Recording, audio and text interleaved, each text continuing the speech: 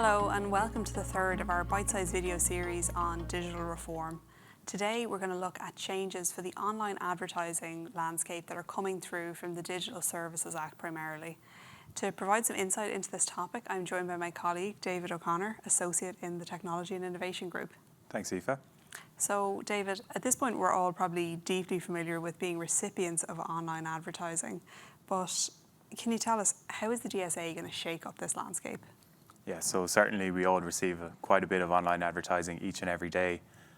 Perhaps before getting into the detail of the DSA, it helps just to take a step back and set the scene for a minute. One of the DSA's primary objectives is to create this safe, trusted and predictable online environment, an online environment in which the rights enshrined in the Charter of Fundamental Rights of the European Union are duly protected, and the advertising rules under the DSA should be seen in this context. They aim to increase transparency and help us individuals better understand why we're being presented with certain ads, and they also impose risk mitigation obligations on online platforms. Okay, so the DSA is essentially taking this relatively lofty fundamental rights concerns about safe online spaces and manifesting it through risk assessments and increased transparency.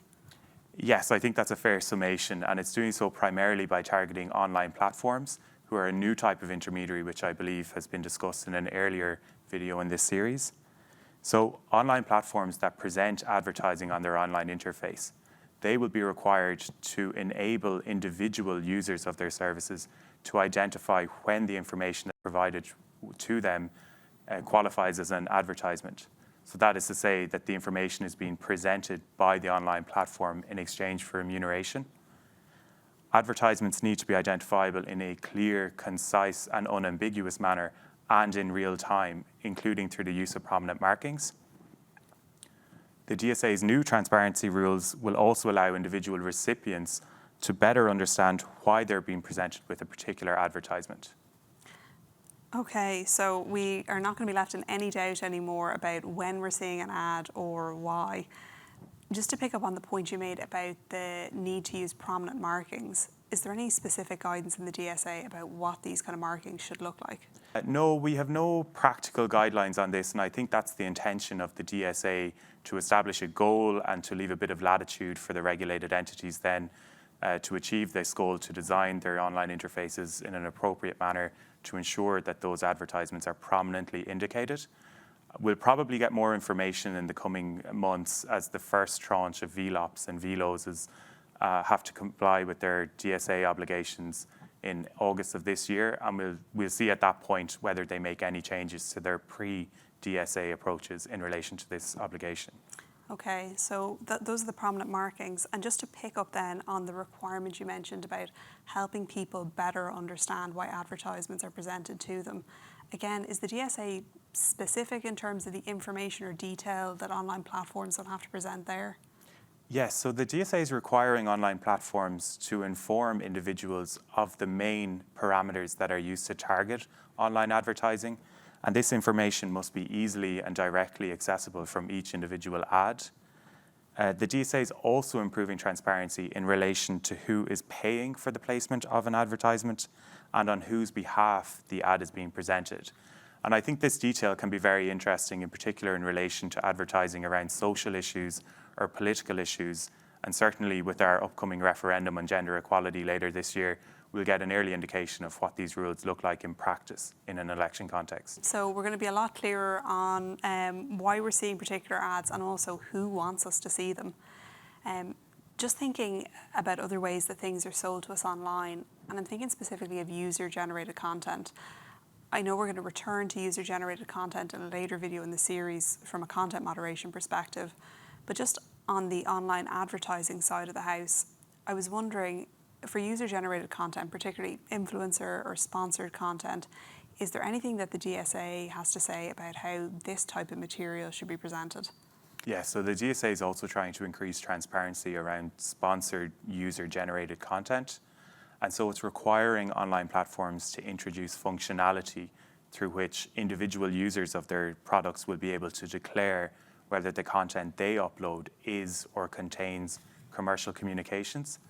And once the online platform receives such a declaration, it will have to ensure that that information is clearly indicated as containing commercial communications, again through the use of prominent markings. Okay, so the prominent markings strike again. They do. So if we move then just from purely transparency, I know you mentioned earlier that creating this safe online environment is one of the primary objectives of the DSA.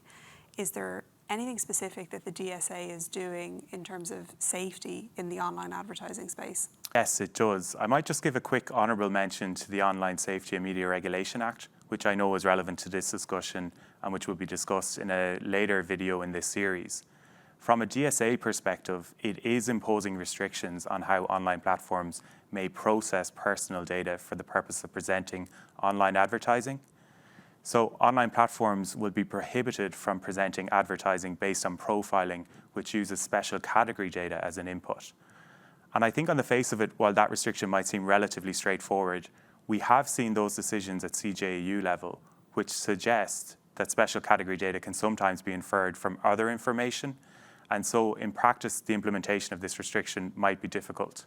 Where the online platform is aware with reasonable certainty that the service recipient is a minor, then stronger protections will apply. And in such cases, the online platform will be subject to an outright prohibition on the use of profiling to present advertising to those minors. Thanks, David. That's very interesting. And I know we're going to return to the topic of children and specific protections for them in the new digital landscape in a later video in the series. Just to stick with advertising for the moment, I know in an earlier video of the series, Rory mentioned the heavy compliance burden that sits with VLOPs and VLOs under the DSA.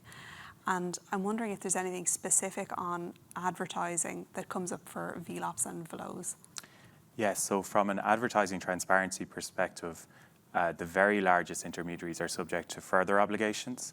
So the VLOPs and VLOs will be required to put in place repositories of all the advertisements currently presented on their interface, in addition to all the advertisements that were presented over the previous 12 months.